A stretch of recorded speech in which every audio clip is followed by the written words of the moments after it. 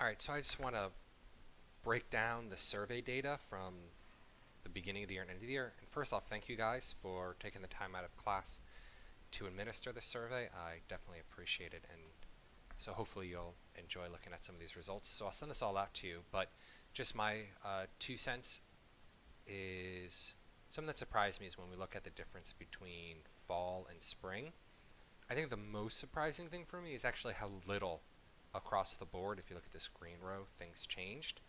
The most significant change is question 5. Positively, kids feel better about being able to create math ideas, formulas, and rules. Um, the big drop was question 15. I like math. The other two, question 8. Um, doing lots of practice problems is the best way to learn math. That went down, which actually I think is a good thing. And then question 9, I look forward to pursuing courses, careers, and activities in math after high school. Um, also went down, so it is what it is. But again, I think we're seeing that there just wasn't a lot of change from the beginning of the year to the end of the year, um, which is a little surprising to me, but that's okay. So now I think this is more interesting as we start to look at like advanced versus non-advanced, looking at their spring data. And a lot of it's not surprising. Like advanced kids give themselves on average about 3/4 of a point higher on how good they think they're at math. Not surprising. And like on, I'll say positive questions in general, advanced kids are significantly higher. Like I enjoy working on challenging math problems. Whereas questions like 4, I enjoy when I don't have to think too hard. Non-advanced kids are higher. Now I think it's slightly alarming that both advanced and non-advanced. Again, if 3 is they agree that they would enjoy math when they don't have to think too hard. So I think that's kind of high. But again, not anything crazy. So I actually am going to jump over gender for now because I want to dwell there for a second. And go to race and ethnicity. And again, I think the most surprising thing is how, I'll say, there weren't huge variances. So when I used I checked each Asian, Black, and Latino against white, and you can see Black and Latino students, there is no statistically significant difference of opinions on any of the 16 questions. The only difference is when we compare white kids to Asian kids thinking that in general they're feeling better about how well they are doing in math, enjoying challenging problems more, looking forward to pursuing math outside of high school, uh, believing that math helps people get good at explaining their ideas, and liking math more than the other groups. So now I want to go to this male-female because I think there's some significance here. First and foremost, boys half a point higher than girls on how well they think they're doing at math. I'm going to skip over question 2 for now because I want to really linger there. That's where I think a big takeaway I had from this data was. Um, question 8 and question 11, I think, are similar. Girls believe in that doing lots of practice is the best way to learn math, and that they need to learn the steps for a math problem before being able to try it out on their own. Um, and again, we're seeing this as I think both groups agreeing to strongly agreeing with question 11, which I think is slightly concerning, but again, it is what it is. Um, Now, as we look at questions 15 and 16, I'm going to skip over 15 for now. 16 is I get frustrated when I don't know what to do next. Girls are more frustrated than boys. Um, and then this is actually the biggest difference, the difference of 0.26, whereas boys seem to be liking math more than girls at a very significant level. And I actually want to go back to question 2 now.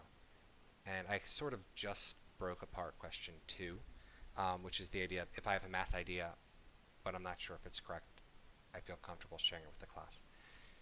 And this question came from a year ago when I did surveys with kids to organize this survey and to figure out what questions I should ask.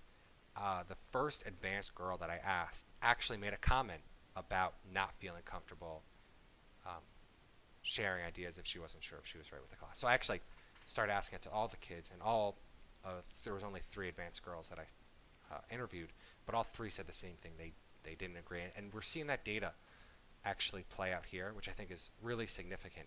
Again, a 2 is disagree, and we're seeing almost 2/3 of girls in advanced saying that they don't feel comfortable sharing ideas unless they know it's correct, compared to around 44, so fewer than half boys. So the majority of boys are comfortable, but the vast majority of girls are not. And interestingly, when I looked at the data racially, um, it wasn't a huge difference.